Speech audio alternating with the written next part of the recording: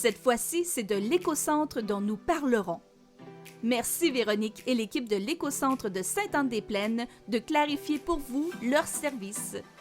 L'écocentre, c'est l'endroit où on va en auto avec toutes sortes d'affaires qui ressemblent à des déchets. Mais attention, c'est pas des déchets. Donc, qu'est-ce qu'on peut apporter?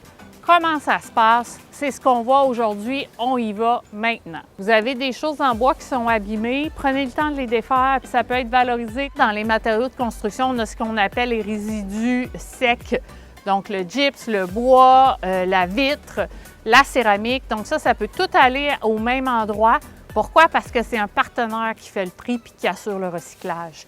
Dans les matériaux de construction, on a aussi l'asphalte et le béton. Donc, ceux-là, c'est important qu'ils soient séparés pour leur recyclage. On a aussi les piles ou les grosses batteries ou des ballasts ou des éléments électriques, que ce soit même du filage électrique. Donc, tout le filage, vous pouvez l'apporter à l'écocentre. Il s'assure de faire recycler le cuivre, les ballasts aussi. Les batteries de plomb également, le plomb est recyclé. Puis toutes les petites piles que vous avez dans vos appareils, quand ils ne fonctionnent plus, vous pouvez les apporter à l'écocentre. C'est tout envoyé au RDD puis bien trié pour s'assurer qu'on puisse recycler ce qui est recyclable puis qu'on puisse éliminer correctement ce qui doit être éliminé. Donc ici, on a des RDD. C'est important de les apporter à l'écocentre. Vous ne mettez pas ça dans votre bac bleu.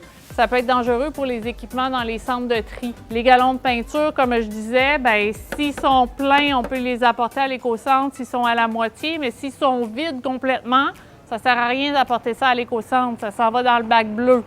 Il y a aussi les bonbonnes. Vos vieilles bonbonnes de propane qui sont expirées, c'est important, il faut les amener à l'écocentre. Il faut juste amener les ampoules fluo-compactes ou les tubes, les néons. Les bancs d'enfants qui sont périmés, les dates sont plus bonnes, on ne peut pas les revendre. C'est important, vous les apportez à l'écocentre. Comme ça, tout le plastique est recyclé à 100 %. Le styromousse, c'est un des plastiques mal aimés au Québec. Ça ne va pas dans les centres de tri, c'est du plastique 6. Même s'il y a son logo de recyclage, les centres de tri ne le prennent pas. Ici, à l'écocentre de Sainte-Anne-des-Plaines, vous pouvez les amener, vos styromousses. À l'écocentre, on apporte aussi tout ce qui est réfrigérant. Les halocarbures, là, ça génère énormément d'émissions de gaz à effet de serre. S'ils fonctionnent, vous pouvez les apporter à votre ressourcerie, notamment au Recycdon. N'oubliez pas, votre écocentre prend aussi les pneus. On peut aussi amener la terre qu'on a en trop. On peut amener les feuilles puis les branches. Comme ça, on s'assure qu'ils sont valorisés. Vous pouvez aussi apporter vos appareils informatiques puis vos appareils de salon pour le programme ARP pour les faire recycler. Ce qui est important, c'est amener pas ceux qui sont fonctionnels ici parce qu'ils s'en vont au recyclage directement. Ce qui est fonctionnel, vous apportez ça au Recycdon. Vos goupilles à canettes, les attaches à pain des sacs de lait puis des sacs de pain, vous pouvez les apporter aussi à l'écocentre ou au Recycdon.